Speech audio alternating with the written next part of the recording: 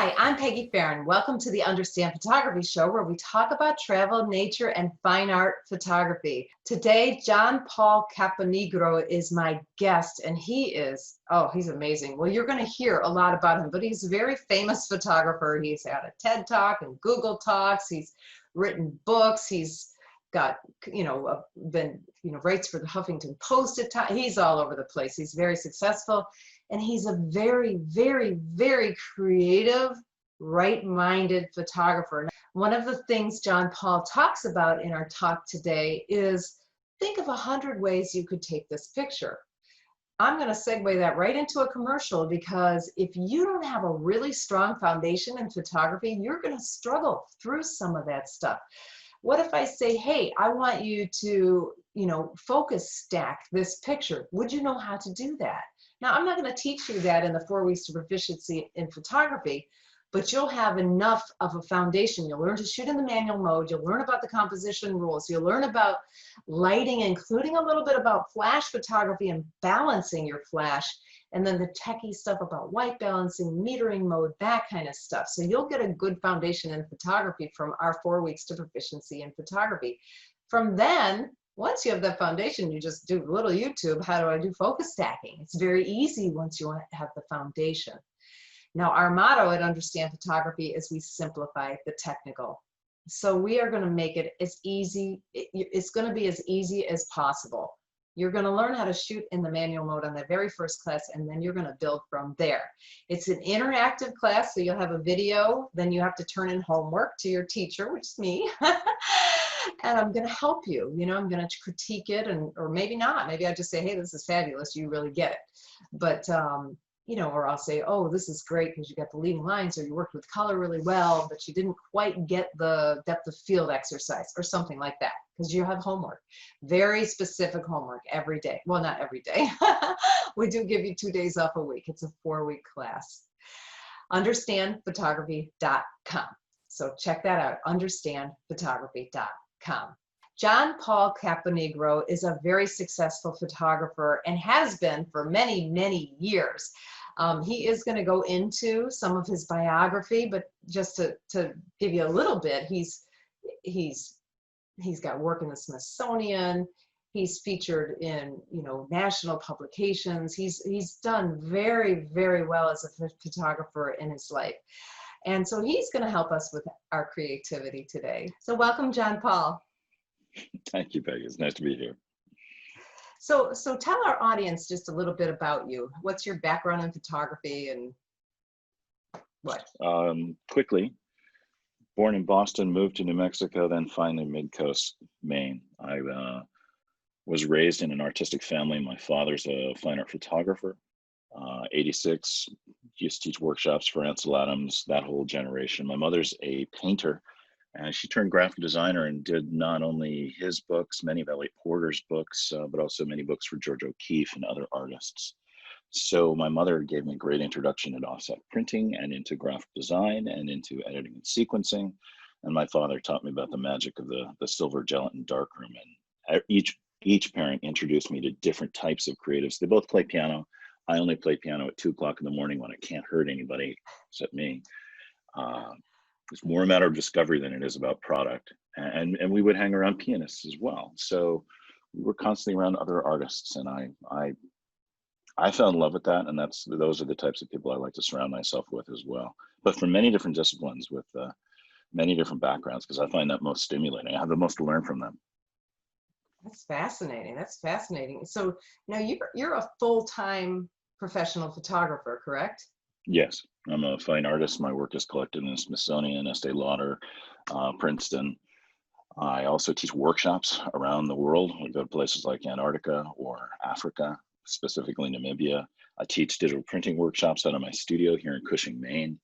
I've done DVD training. I used to write for half a dozen different magazines. I've written for the Huffington Post and Apple. It's been a long, interesting, diverse career. A lot of irons in the fire, and that just keeps all the neurons firing. That's awesome. And you've got like TED Talk and Google Talks, right? Yes, you find all that on my website. In fact, my website's like an online library. The people that subscribe to my newsletter can find out about the new resources and get access to all the free resources that are out there as well. Awesome, awesome. And we're going to put your website in the show notes at the end, but go ahead and tell the audience right now what your website is. JohnPaulCaponigro.com. You just have to learn how to spell Capenegro. Caponigro. It's And just for all you Italians, I'm sorry for Americanizing it. It's really Caponigro. But even my dad doesn't say it that way. Oh, Dio. But you could sound it out, Caponigro. I think Right, so. if you say Caponigro. Yeah, it's, you know. There are times I wish I could change my name, though. I'm going through security in Johannesburg. The guy looks at my passport and says, really? Okay. Oh my gosh. Well, I get it, you know, it just, yeah, I get it. Well, you know, you can. I changed my name. I went to court and changed my name because I was born Margaret. And no one ever called me Margaret, and I didn't like it. Everybody always called me Peggy, so I went to court and changed my name to Peggy. There you go. Yep. So you can. Yep. But you might have Got an so much identity brand crisis. under this name, and then there's Dad, and you know. Yeah, so, I know. Yeah, I know. yeah. So I have thought about that. Let's talk about, you know, you are one of the most creative minds in photography out there. So how do you get a creative mind like that? You know, what if, you know, for many people, you know, once they get past learning the foundation of photography, then they want to start doing something different. But then you see everyone at a workshop and everybody's standing in the same spot, taking the same picture. And it's like, what can we do to get out of that box? Let me count the ways. So right, let me just go with the 10,000 foot view and just really bottom line it. Let's practice a little haiku here. Okay. Just get curious. Okay. The second one is stop playing everybody else's game and start playing your own game. Too many times people assume that the box somebody else has created for them, whether it's a camera or anything else, fits them. And you get enough experience in trying to make any kind of work, whether it's writing or music or photography or painting or any of this stuff, and you really want to make it your own, you start to realize it's not about the craft, it's about what you put of yourself into that craft. So if you're the root, the source, you need to make sure that box is really fitting you. Oh, and guess what? You change over time. So I recommend that you draw that box in pencil, because you might need to erase a side, you know, expand it or contract it, depending on what you need to do. So that also requires us to look carefully at ourselves. So a process of discovery is also not only reaching out to the world and understanding more about it and the medium that we're interacting with it, but it's also what are we bringing to the picture? Who are we? Okay, so give me an example for us left-brained people. So I'm standing, let's say I'm at a workshop with 5 other photographers. There are 6 of us, and well, actually this happened to me recently. We were in Tuscany last October, and we're all standing on the ridge, you know, photographing, you know, something, all the same building.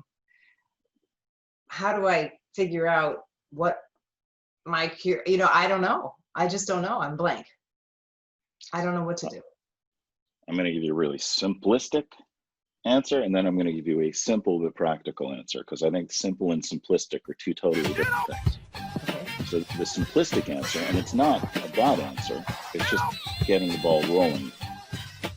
Practice the 180-degree roll. Everybody shooting that way, shoot the other way. Or actually practice the 360-degree rule.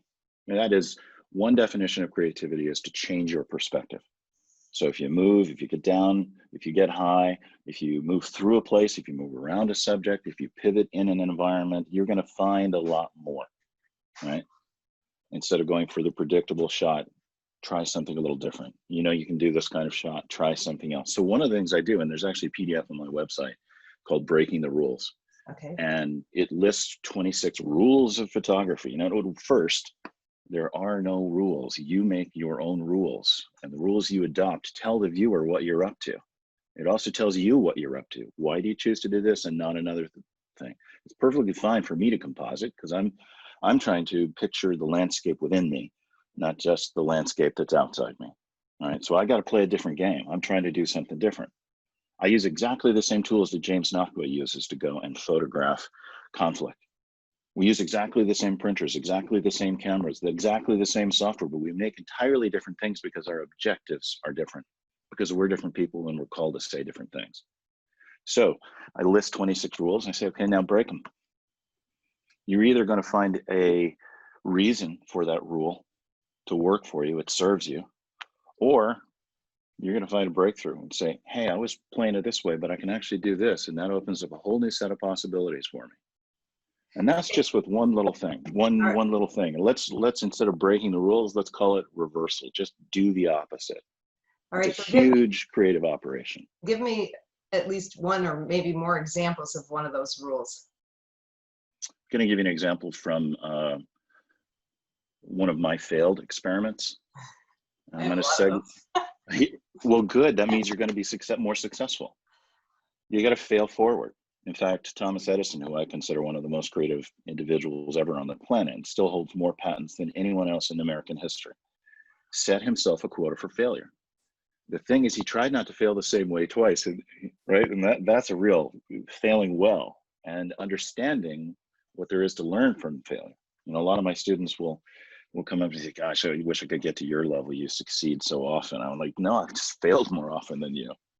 And so that's one of the reasons why kids are so creative. They're fearless. They go out and they try this. And they don't just try it once, they try it more than once to say, does it still apply at this time? Does it still apply in this situation? Does it apply with this person or that tool, right? So what are one of the rules that are in your 26 rules that we need to break?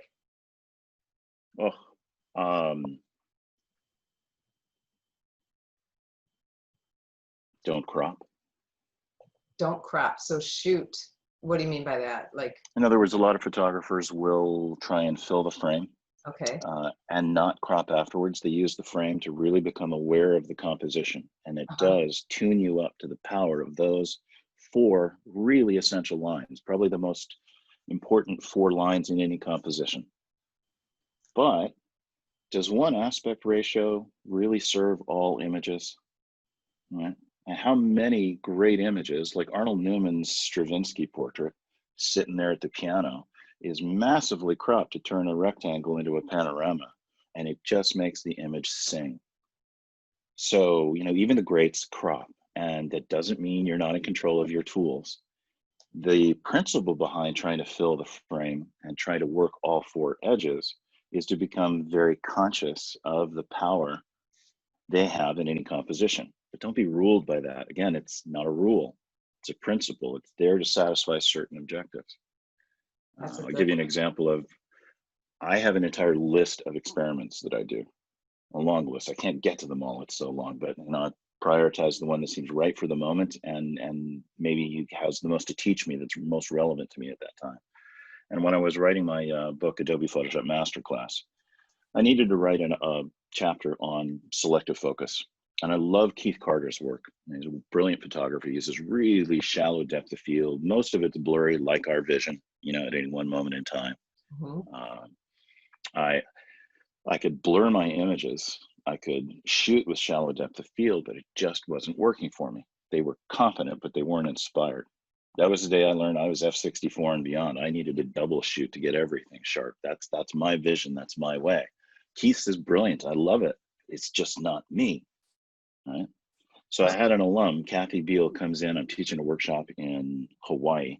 We're in this beautiful botanical garden with all these bromeliads, wonderful, beautiful flowers, waterfalls. And she comes up and shows me the back of her LCD and says, "Is this okay?" I said, "Wow, I kind of like it." She's showing me this out of field set of colors, out of focus field of colors, right? It's like, where's the subject? What's in focus? Did you forget to focus?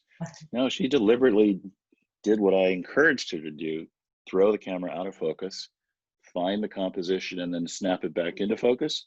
She just eliminated the last part of snapping it back into focus and showed me the out of focus colors. And it was this beautiful field of color that was somehow expressive and evocative. So she's saying, is that okay? So I like it. Do you like it? Yeah, I like it, but is it okay? I say, I know what's going on here. You're asking me for permission, but nobody can give you that permission other than yourself. And the most important thing is it works for you. And secondarily, it also works for me, a trusted mentor. So run with it. See how far you can take it. We had no idea she'd be pulling those into Photoshop and warping them to create her own new geometries. And she's got a very distinctive, unique style. If anyone wants to look it up, it's KathyBeal.com.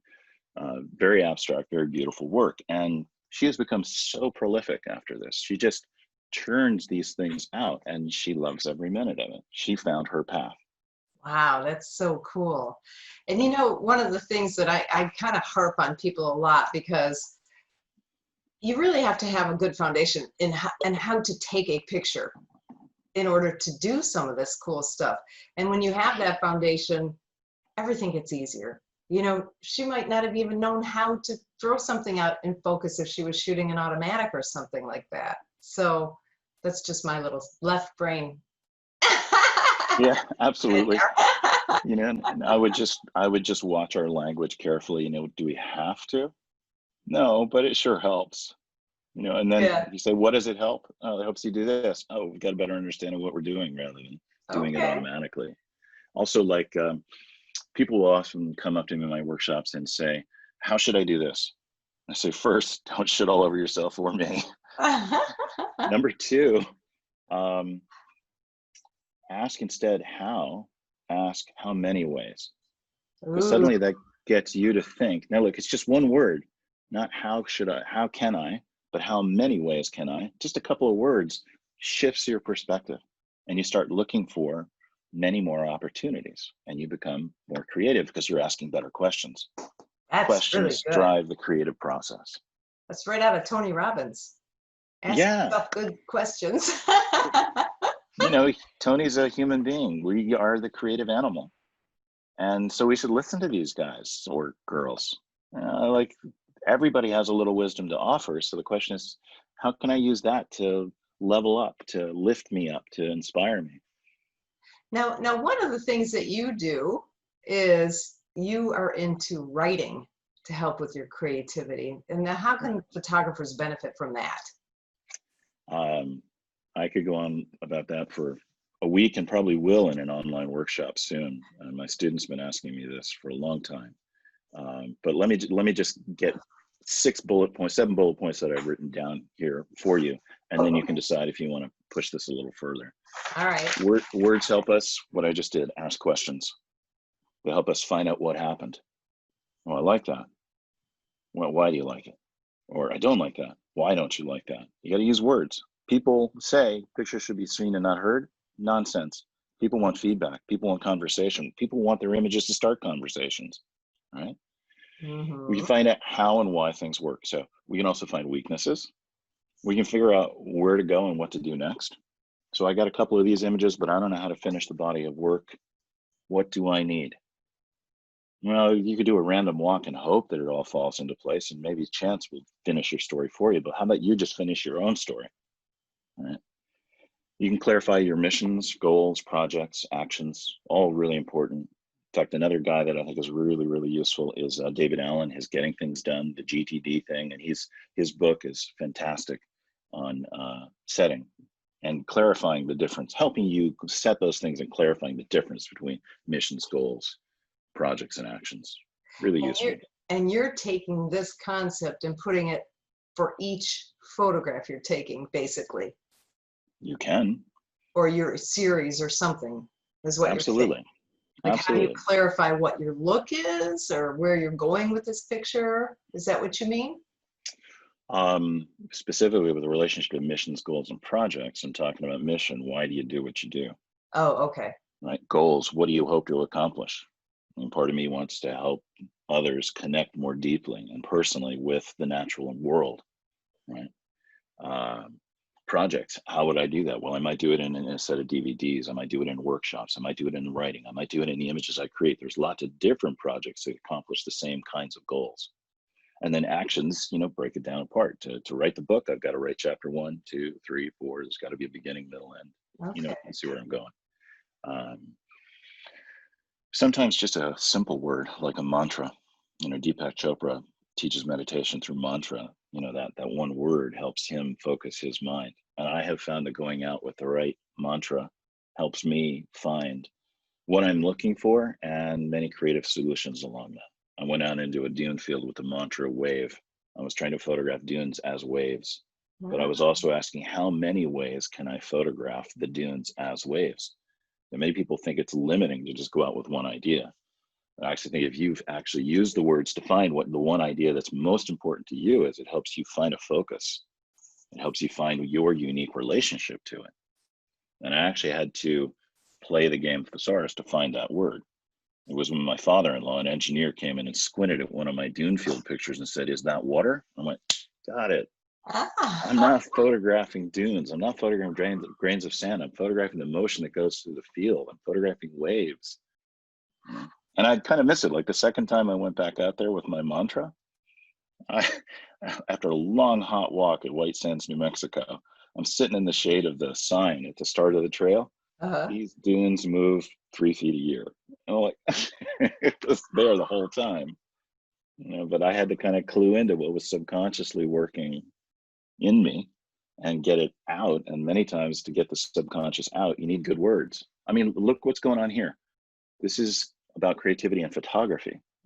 And during this hour, we're not going to be actually sharing images. We're going to be sharing words about images. Good point. Good point. Yeah, no, I love this. I love that because I love, all the motivational stuff and all those kind of books. And I like that, the Getting Things Done book. I've read that book. It's an awesome book. But I never thought about like applying those kind of things to my actual artwork. I try to get organized, to do this, to keep my attitude up when I'm feeling down, all this other stuff. Ask yourself good questions, but it's brilliant. Yeah, so what you just did, yeah, what you just did there is really important. Why not? Why didn't you apply that to photography? I never Because thought. other people had defined it for you? Yeah, basically somebody had to tell me. So did. here's another creative exercise with words. Ask 100 questions about something. Okay. Now, what's it going to take you? 15 minutes, but you're going to hit a point where all the obvious questions go out. Now you're going to have to stretch and you're going to quit, but just keep going. And the second part is like in any brainstorming session, and there are rules of engagement that are there to help you get better results from the process you're in. One of them in brainstorming is don't judge. Be like a kid. Ask absurd questions. In fact, sometimes those questions you never thought to ask are the very gold you're looking for. But if you don't get through a lot of the conventional stuff, the stuff you already know, the stuff you've inherited from other people, you won't get into that very particular unique thing that will usually have a resonance for you that it might not for others. You might even use language that means something particular to you. When you find those things and you get excited, as Joseph Campbell says, follow your bliss. Pay a lot of attention to that. That is your calling. But if you don't play a little more, if you don't experiment, if you don't find the right box for you, if you don't stretch that box often, you're less likely to find it. So I'm going to bring us back to the left brain part of me, and we're back at that hill in Tuscany, photographing that house, that cool looking house. We have a little bit of fog, but it's starting to lift. So I'm going to try to think of, I'm going to change my perspective, blah, blah, blah, but then I'm going to start going, okay, 100 questions. So what would some questions be like? What can I do with color would be one of them, maybe. Can I zoom in? I guess would be another one. Right. I don't know if I could come up with 100. The good thing is with practice, this gets easier. But part of it is also just giving yourself permission. So what you were doing there is a formal analysis and a manipulation of the tools. Those are two different things. So if we break it down, color, the image is composed of points, lines, shapes, planes, texture, color. And with color, I include black, white, gray, all those shades, right? We can make a formal analysis of the image and make more formally compelling works. I mean, Monet is a beautiful study in color, and it tells us about changing light over time because he did so many. The change actually tells us what that form serves.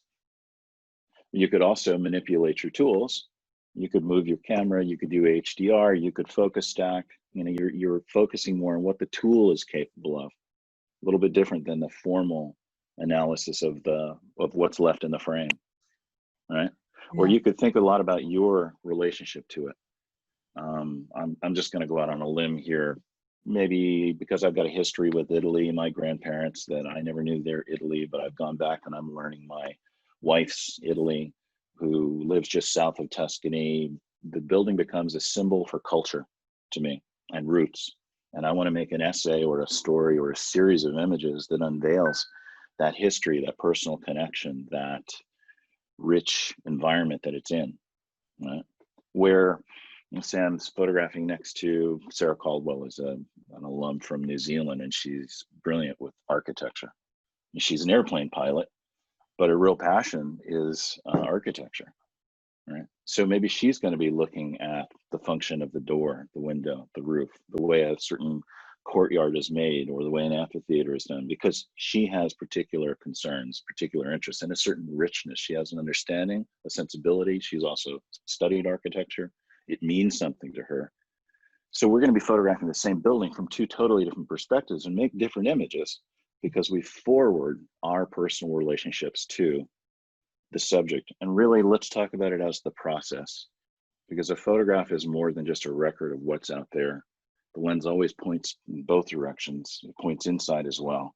I really think of a photograph as an event, and that includes the context and the time that it happens in. It's much more than just the material that's assembled in front of the lens. Okay. Okay. A lot of times you don't know what your story is. So you gotta trust the process and make a bunch of images and then get some feedback, particularly from yourself. Don't forget to ask yourself, say, what's most successful for me? What is that? How many ways could I get more of that? And where's this going? In a lot of ways, it's like that wonderful movie, Shakespeare in Love. How's it gonna work out? I don't know. It's a mystery. Okay, now go solve it. Oh my gosh. All right. So we're asking good questions. We're asking 100 questions. We're asking a lot of questions. Yeah, high Yes, quota. a Yeah. lot You of take a lot of questions. photographs, right? Yeah, very true. So Very what's the true. question behind each photograph? I mean, sometimes it's a, what if I just moved a little? What if I shaved a little off here? What if I changed my orientation? Those are questions. So what if you asked other questions for each frame? I guarantee your photographs will get more interesting. That's really good. That's good. So that was kind of interesting. That was very interesting, but it didn't, I asked you, how can photographers benefit from writing? We didn't write anything down yet. Use your words. Write down 100 questions. So same Your thing. associations. You're the whole brainstorming of the questions. You're saying if you're just writing it down, does the process of actually writing help make connections in your brain, do you think? It does. I think so too. You know, all these books that I love to read and all this kind of, they all talk about you need to be journaling every day. You know, Yeah, collect your thoughts. and I do, but in very different ways. You know, I tried the whole wake up at 5 o'clock in the morning, beautiful leather book and the favorite cup of coffee and that beautiful pen. And I was so uninspired, and my daily events were not what I was interested in. But I slowly collect. I have one journal that's just a timeline of influences from other artists. I have another journal that's a set of haiku that I write, and I date everything. Another journal is a collection of sketches. Again, I date everything. My iTunes playlist is a journal, actually kind of telling me, like, what was the music of that time? There's lots of different kinds of journals, but here's some interesting stuff. John Medina wrote a brilliant book called Brain Rules. He's a neuroscientist, but his book is written for the general public, and he's interested in how people learn. So at the end of every chapter, he says, given what we've learned about neuroscience, more in the last 25 years than we've ever learned about the brain, how would we change the educational system? Or let's rephrase what he said, how would we change how we learn? So they find in study after study that if you write something down, you're 72% more likely to act on it. Wow. It's huge. 72%. Right. Wow. So interestingly, if you type it out, it goes down to about 39%. There's So it something has that to be. writing it out by hand that helps. Now, I still make a lot of notes on my iPhone because I've just got too many thoughts going by and I'm just catching the good ones and letting the rest of them flow. But that's the thing. If you don't take notes, your mind can only hold 7 things at one time. And there's so much going through there in a given moment or hour or day. You got to take notes. You got to catch the stuff that's significant to you. So just filter it well through note taking. Now, sometimes a photograph is a note. What do you mean? Well, I mean, I use my iPhone to take notes all the time.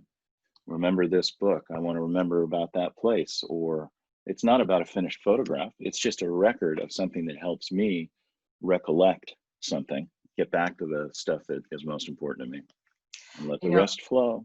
Yeah, I'm digitizing all my photos right now. That's my big project for the summer, and it's not just photographs; they're memorabilia too, and they're not works of art. Some of them are terrible, but they're my memories.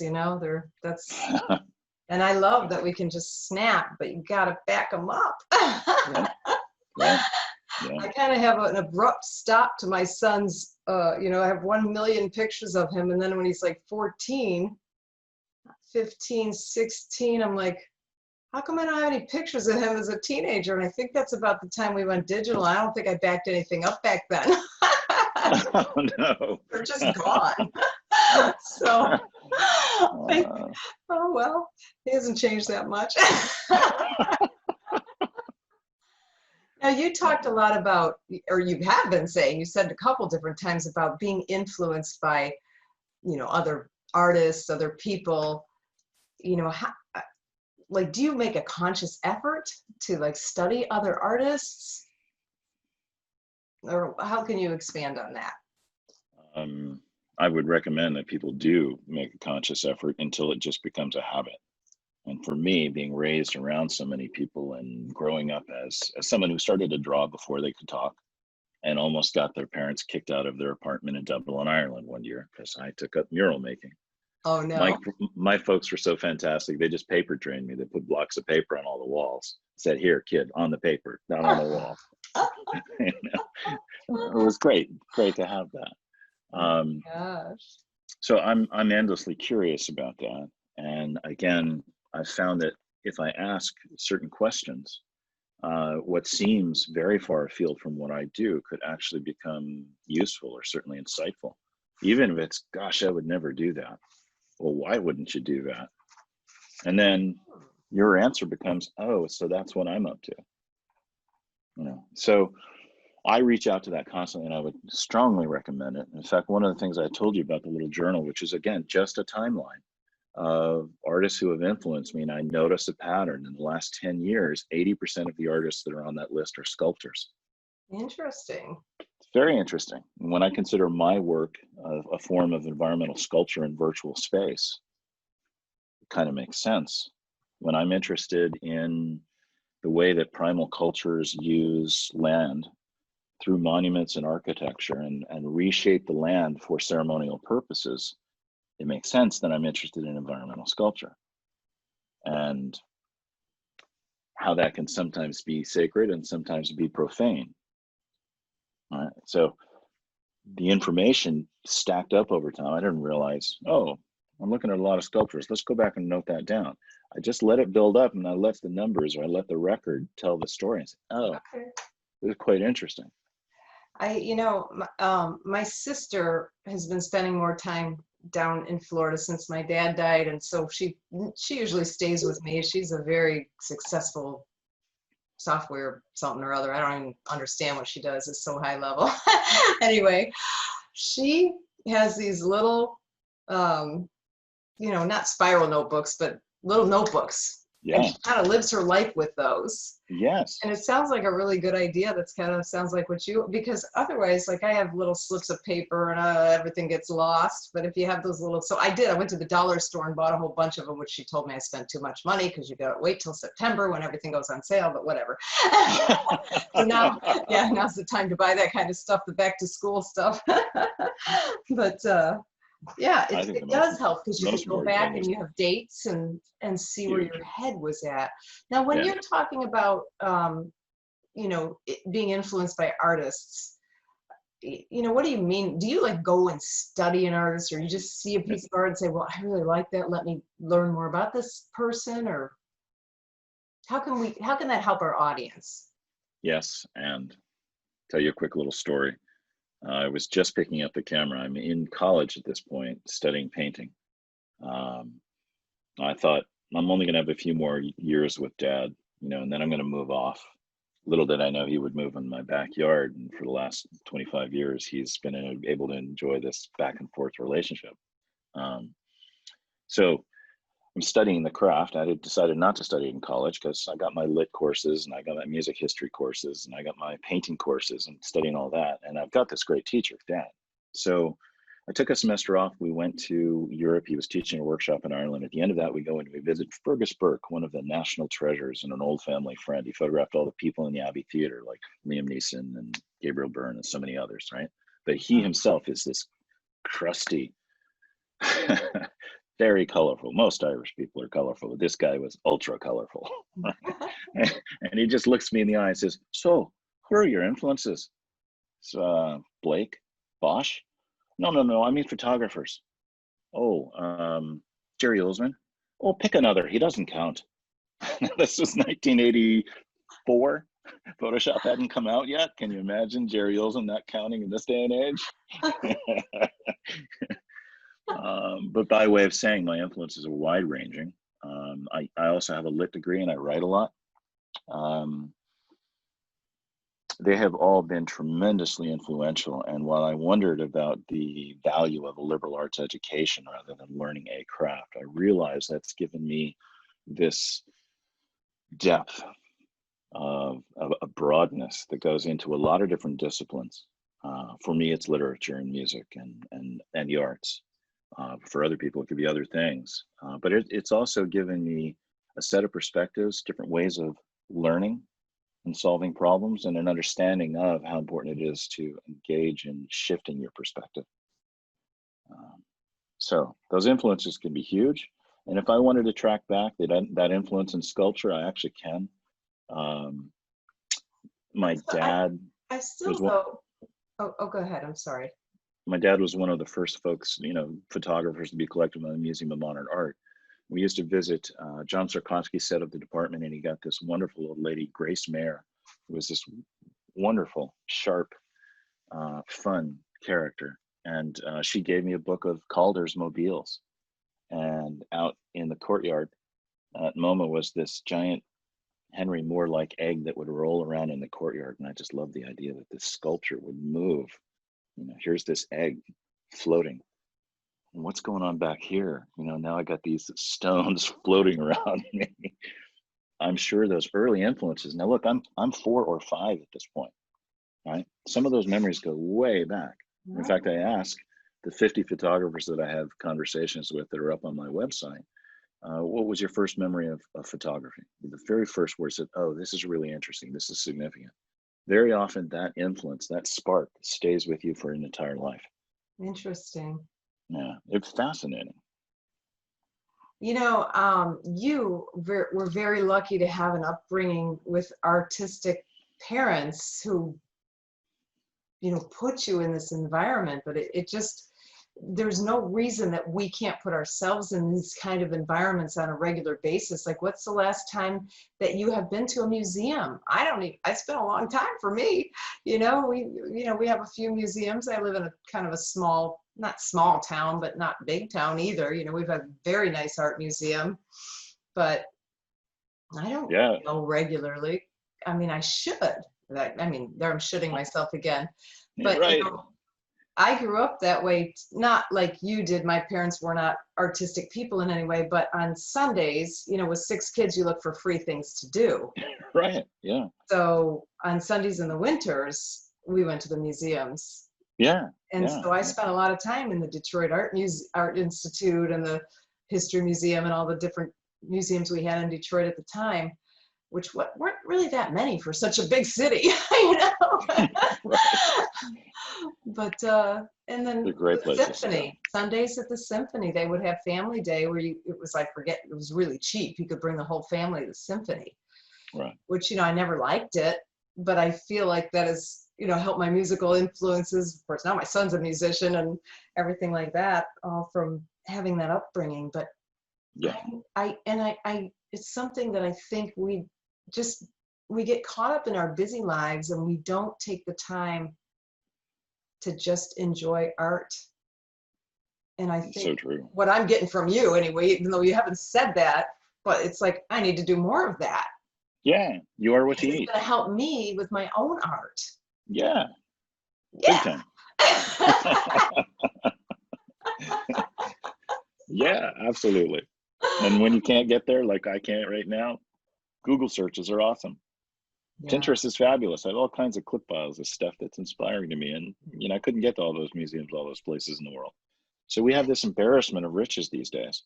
And yes, it's not the same as looking at the originals, but it's still phenomenal. It's just phenomenal. It's fabulous. Go have some fun. Yeah.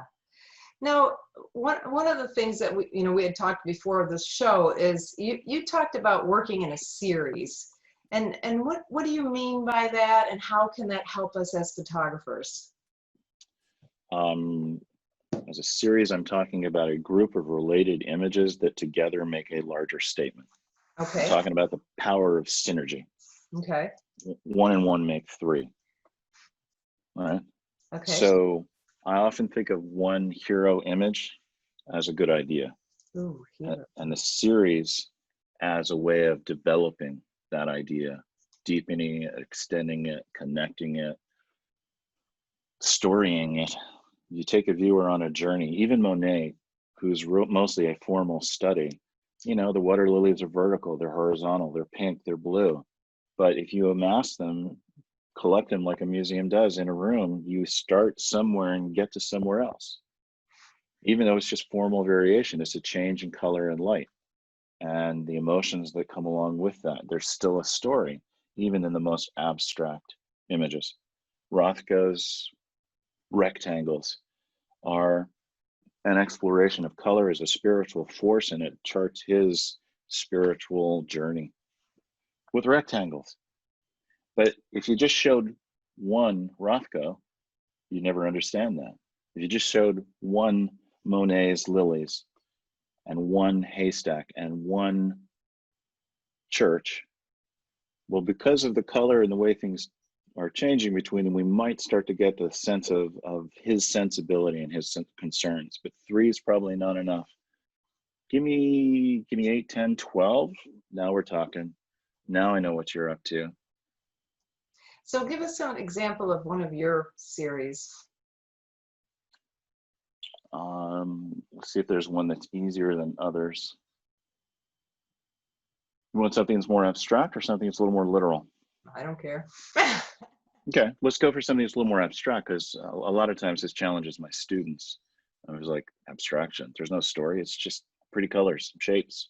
Uh-huh. I have this series of reflections of sunsets on water, and now it's progressed to include night skies. But through the progression of the development of that body of work, things kept getting simpler and simpler and simpler until there were no longer any more colorful clouds. It was just this sheet of intense color. And after I'm making the images, I'm looking back at some of the meditation books I used to read. This is for Asian cultures, some Buddhist practices. This can be seen as a metaphor for the clearing of the mind, kind of a meditational process of becoming stiller. I'm sure it's influenced me. And then it just got out into the work that I was doing. It's not that I went and read those books and said, well, how can I turn this, what formula can I come up for that? It's that it arose naturally because of all the things I'm interested in. I was most interested in that at the time, and I was trying to live that. I think a lot of times we do the work, I hope we do the work that we need to do to develop ourselves to be most alive. So you made a conscious effort to do, the first, maybe you did it by accident, the first one, I don't know, like the sunset on the water, abstract. Yep. You and did so the next thing I do is, did I get lucky or can I do it again? Okay. If I can do it again, if I can get the second one, I say, okay, what is this? Let's see if I can do a third or a fourth. if they all hang together and they're interesting, then this thing has legs. If it's just one image or two, and I can't get the next one, and I'm trying at this, like, I'm not just like, I hope another one comes. No, I like go after it and say, okay, this seems interesting. How do I develop this? I get that third or fourth and I say, okay, what is this? Now I've got enough data here to say, okay, it's about really calm surfaces. It's about changing color. It's about looking through the surface at one point and seeing the sky in the other. It's about that top and bottom, near and far quality. And none of them have the horizon. Now I got my formula. Go make 12. And at the 8th, it starts to get repetitive. And I say, okay, so how do I innovate? How do I add a little twist into this? That's the twist in the story that very often resolves the whole thing. I usually feel that in a series, not only are you developing a thought, but somehow you go through a change in state. And that change in state is a part of that discovery, is a part of that process, and will lead you to the seeds of other things. Those same images connect to several other series that treat related themes in different ways, but needed to be separate series to make different statements. Not unrelated, but things that reinforce each other, just like one image in the series reinforces the others. And it's also very helpful for helping you decide what to include. I got this series. These are the really strong images. Now, if I start adding too many more in, at what point does it become repetitive and it just dilutes the whole thing? There's too much. What's my high watermark? What's my standard? Let's cut the fluff and really get down to the essence of the thing. It'll tell us how to edit our images better. And when I say edit, I don't mean process. I mean select. Plus, a series has a sequence. You're going to present it in a certain way, whether it's a slideshow or a web gallery or a book, print on demand or otherwise. You're going to start somewhere and end somewhere else. Now, there's a story arc. There's lots of different shapes that can take, and you don't always have to start in the beginning, right? Kurt Vonnegut draws these different story shapes. I think he's got about 7 or 8 different stories. Shakespeare says there's 7, all that kind of stuff. Yeah. So a series also helps pull out the story. And one of the other things that's really helpful about that is the work, if it's strong, if it has depth, is about more than what you point the lens at. It's not only of something, it's also about something. Okay. So that reflection series is of skies reflected on very smooth water, about what's underneath. Well, it's of what's underneath and what's above, but it's really about a state of being, a state of mind, a quality of thought, and the development of that. Okay. So okay. Of versus about, really important. All right. And, I think for the photographers who are interested in selling their art, one of the things that they struggle with, most photographers, I think, struggle with is finding a unique look. And I think what you're just saying, this exercise really helps you kind of find your look. And then, of course, a series is just way better to sell, because if somebody likes one of your pictures and you have a series, they may want to collect it, the whole series. Right. So yeah, that's awesome. Yeah. So now how much Photoshop do you use? Are you like really, because you wrote the book on photo. What's the name of your book? Adobe Photoshop Masterclass. Yeah. So I'm assuming that you like Photoshop a little bit. I wouldn't be a photographer without Photoshop. Photoshop allows me to paint with photographs. Okay, so what do you mean? Not paint from photographs, but paint with photographs. I'm interested in bringing the images that are in my mind out and making them clear out in the light of day for me to consider and to share with others. So it's, for me, it heightens that sense of pointing the lens inward, of being able to forward that. I find it really interesting that writers have all kinds of words for different kinds of writing, but photographers have so few. Maybe we have photojournalism and photo illustration, maybe. Okay. And there's so many different kinds of photography. I needed to tell other stories. And so Photoshop helped me do that. I found that I couldn't tell the stories that I wanted to tell. Certainly not fully. I could skim the surface, but I couldn't get deep in enough, like I could with drawing and painting. So literally, my first exhibit was, Dad was teaching the main photo workshops. He comes back one night and he says, "Well, kid, you got your show." I said, "Oh, wow. Cool." And I knew these were group shows. So who else is in there? Well, I am. Oh, George Tice is. Oh, and Ellie Porter. Oh. I printed nonstop. I think I got about 3 or 4 hours of sleep for about 3 weeks straight, Oh, and it was really well received. That felt great, but I still hadn't found what I was looking for. wow. And when Photoshop came along, I said, "Oh, there it is. That's the device that I wanted." Ever since I saw Mom oversee the production of Ellie Porter's Intimate Landscape book, and they were showing us the digital retouching machines, the Syntex machines. She called them $1 million coloring books, and boy, did I want one, but I didn't have $1 million. And then in 1990, there was Photoshop and a Macintosh, and it did more. Dream come true. So what are some of the things that you do to your photos? I make stones float. I create Okay. impossible symmetries. I render light rays that come out of the land. All kinds of things like that. Yeah. Okay. So your book teaches a lot of that kind of stuff? Yeah, my book, my website, as well as the basics of how to process a file well so you get great color. There's a whole section on my website, and there's parts of that book as well that deal with the kind of color theory I was taught as a painter, and that's become tremendously influential. Yeah. Okay. What about Lightroom? I mean, a lot of people just use Lightroom. Isn't that enough? For me, it's not. For some, it is, and I would say that for someone who's really serious about their imagery, not for every image, because I tested this and I've done whole bodies of work straight out of Lightroom. That's it. They're straight shots. They're not composites. They're all processed in Lightroom. But I still find that there's a level of precision, both in the color control and in the ability to make selections. Retouching, not so much. Once in a blue moon, the despeckling retouching capabilities of Lightroom aren't up to snuff. But if you need to do heavy retouching, then of course. If you need to do compositing, then of course. And for, quote, straight photographers, now this is going to be controversial for some and not for others, multi-shot techniques like HDR, focus stacking, panorama. And in many cases, you're going to need Photoshop. Now, more and more of that's moving into Lightroom. I'm actually kind of surprised that the panorama in Lightroom is really just great. But I'm really surprised we haven't got focus stack in Lightroom. That ought to come around anytime.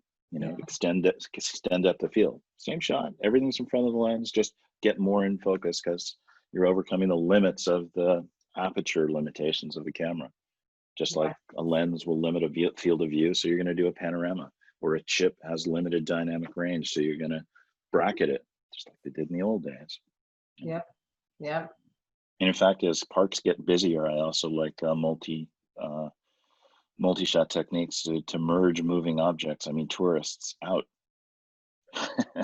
Oh, okay. Explain No, that. like, 'Cause I learned that a long time ago, and I use it and I love it. So, but you yeah. go ahead and walk our audience through that. So How to you do got the that, same 'cause that's such a composition. brilliant. Okay. Yeah, right. It's great.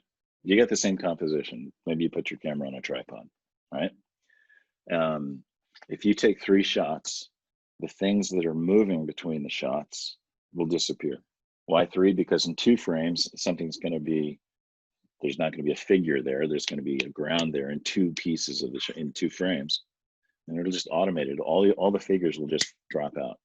Of course, if you want one of those skiers going off the jump and twirling, and you want 6 shots doing that time lapse kind of thing, that futurist image, then you just merge it a little differently, and so you can get a futurist image the very same way. A little Edgerton. And that they can find those instructions on your website. Yeah. What would absolutely. they search under if they want to get rid of the tourists? On my website, which is pretty rich, under creativity, there's a section for technique, and under that, there's one for exposure. There's also something for printing, for color theory, for sharpening, I've been building this website for 15 years, and it literally is like 3 books worth of information. Well, I'm going to try to find it on your website and put the link in the show notes on understandphotography.com, because that's Sure. a pretty cool technique, especially hopefully we will all be traveling soon again. Yes. Yeah, God grant that. Yeah. Yeah. Yeah, actually, one of my, not last year, but the year before, I made it to Maine for my first time. Boy, that is a beautiful area, but I don't think I would want to come in the winter. You just need the right jacket. But I enjoyed it in the summer, that was for sure. It's just Yeah, gorgeous. You just got so much right there. we do. Yeah, It is we're a so really lucky beautiful there. coastline.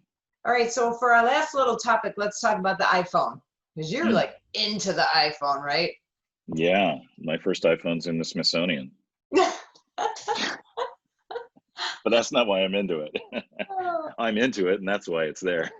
Yeah, Okay, no, tell I mean me. this is amazing. Well, this is an incredible sketchbook.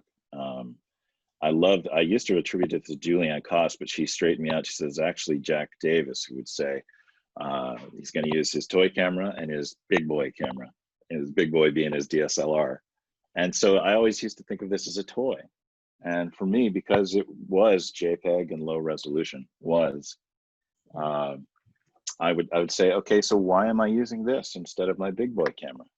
Yeah, you're going to be shooting differently. You're shooting for a different reason. And wouldn't this be a wonderful way just to quickly see what can happen? You can process. You don't have to download and find out what's going to happen. You write text all over your images. You can make a composite. You can do a double exposure. You can test. So very often I would go and sketch first with this, figure out what I wanted to go shoot with my big boy camera, and then go back with my big boy camera to get the high res files. Oh, I have to But tell you then, a story before you go on because it's funny. yeah, So there were four of us who went to Maine, and Joe Fitzpatrick climbed down into the rocks to get a picture of the one lighthouse, and it was very dangerous, you know. He's down there with his tripod, and he's down there forever, and we're all worried he's going to be knocked over by the waves and stuff. And so he comes back up after being down there for like an hour and a half, and he shows us this amazing picture on the cell phone. What, he doesn't use an iPhone, but whatever. And I was like, oh my gosh, that looks so good. He's like, I sure hope his big boy camera, you know, he's like, I hope I got a shot with my real camera that good. Because the phone actually processes the picture and does HDR, and it bumps up the colors, and it does all the editing that we have to do in Photoshop or Lightroom or whatever. It does it automatically. Because he was like worried that his real pictures weren't going to look that good. yeah, yeah. So No, I funny. mean, I've seen exposures off this thing in low light that I just can't duplicate with the high res file because of that processing. And I laugh at myself a lot. I think you got to have a good sense of humor. It's a necessary survival skill, but also just makes more fun. There's times where I'm laughing because I realize I'm making a photograph in some twisted position or up on the edge of a ledge, or I've climbed somewhere. I would never take the other camera. It would have gotten in the way. I couldn't have gotten the shot any other way. You're putting this thing in strange places that you wouldn't have thought to do before with another tool. It can be wonderful. At the same time, I take all my notes on here. You know, my artist journal, my dream journal, my daily journal. Now, what do you Um, use? Do you just use the Notes app that comes on the iPhone? I'm just using notes. I've written 2 books of poetry with notes. And do you talk to text or do you type? I type, but you know, whatever works for you. Okay. I mean, the most important thing is to be free with the tool so you can be free to think and feel. If the tool gets in the way of thinking and feeling and seeing or listening, it's not the right tool for you. If Okay. it helps facilitate that, then great. You need to stay in flow, you know, that creativity aspect. Whatever helps you flow. So you're using it um, for your notes, for photographs that are, you know, because you can do more things with that tiny little camera, basically. Did you learn a lot of tricks on the iPhone? I mean, or do you just use the basic controls? Do you use apps? I do use apps, and I've tested a crazy number of apps. I've kind of stripped them down to one page of nested sets of apps, but I keep stripping them down because there's really only a few apps that I use. The basic app is actually very good, but then you're going to need to shoot RAW, so something like Pro Camera.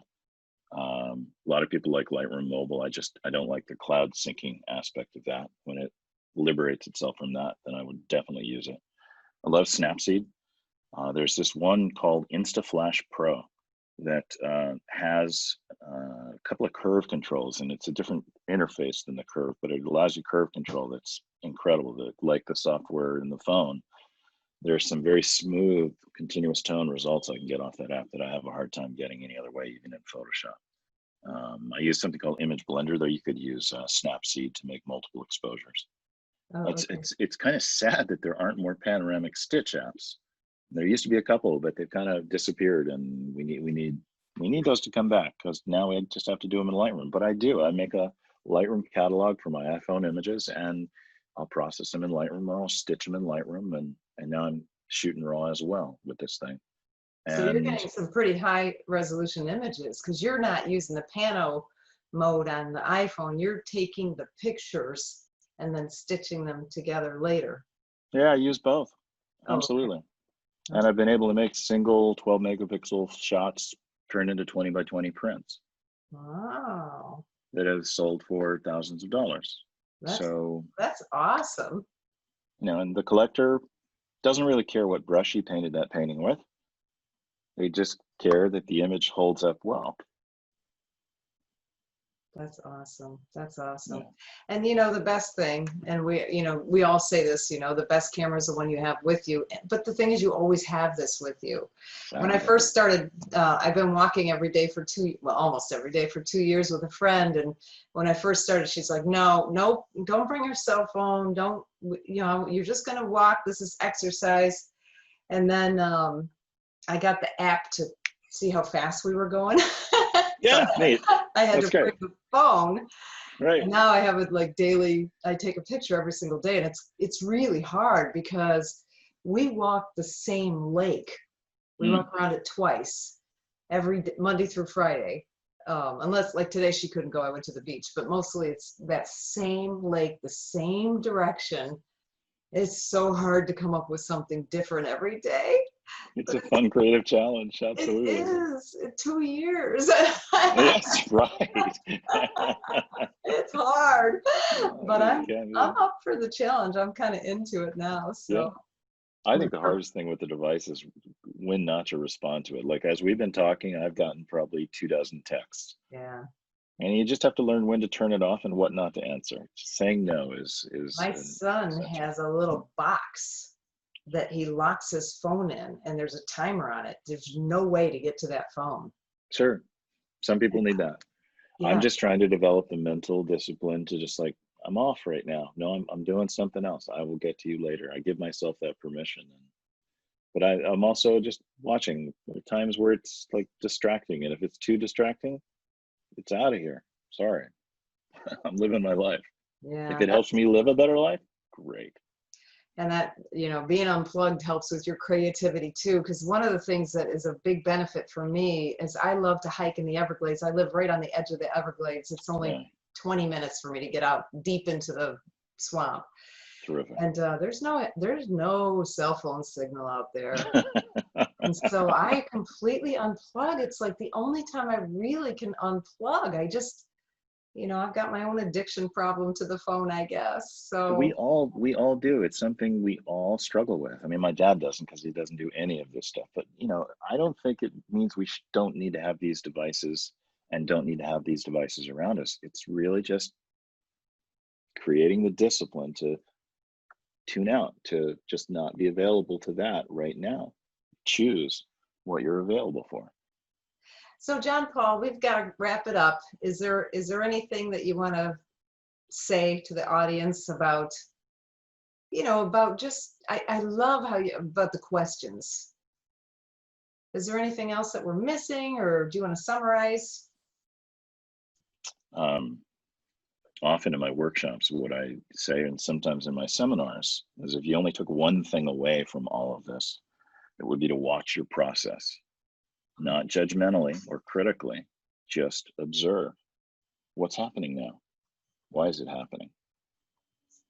If I change things up a little bit, how does that, what kind of consequences does that have? What ripples do I create? So really just watch your process. And from that, just strip it down even further. Just get curious. Get really, really, really curious. When you started out that way as a kid, stay that way. I love it. I love it. Well, thank you. Thank you so much for being on the Understand Photography show. Thanks for having me here. It's been fun talking with you. It's great seeing your smile. Thank you. Wow, John Paul gave us a lot to think about, didn't he? Ask yourself good questions. You know, it's so funny. I should know that already because I say that about my other life, but my artistic ability, I need to ask those good questions. That was really, really good. Remember to check our show notes at understandphotography.com, and we'll have. So John Paul Caponigro.com is John Paul's website. So make sure to check it out. But of course, I'm going to put the show notes in on our website on understandphotography.com with the link to his website, of course, and maybe links to some of the other things that he talked about. I'm going to try to find that one article that he talked about getting rid of the tourists, because that's pretty cool. I'm Peggy Farron. Thank you so much for joining. I'm Peggy Farron. Thank you again. Understandphotography.com.